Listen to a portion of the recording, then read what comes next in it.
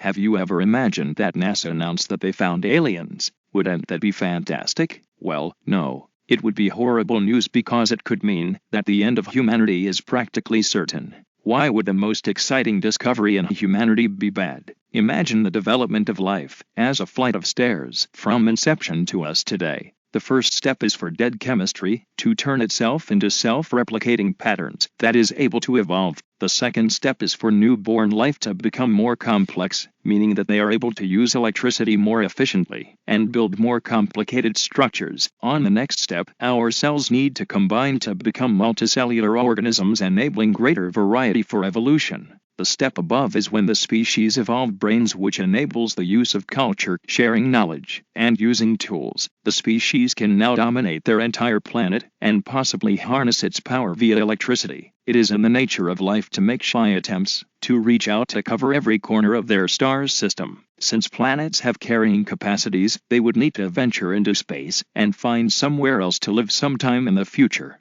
Then, the next step seems simple. Colonize your entire solar system, then reach to neighboring stars, and lastly colonize the galaxy. It is likely that is a universal principle for all civilizations, if there are any others. We know that there are up to 500 billion planets in our Milky Way, 10 billion of which seem to be Earth-like. However, we have observed no galactic civilizations. There should be something, but there is nothing. From our perspective, space is dead and empty. This means that something is preventing other life forms from climbing the stairs. This is the Great Filter, a challenge so menacing to overcome that it eliminates anything that could encounter it. There are two scenarios. Either we are in front of the filter, or we are behind it. If we are behind it, we are most definitely doomed or already dead. Scenario 1. The filter is behind us. It is very hard to form predictions about how likely it is for life to appear from dead things. Most scientists agree on the fact that life can develop anywhere the conditions are perfect. However, some disagree and think that Earth might be the only place teeming with life in the entire universe. Maybe there are billions of planets that are covered with bacteria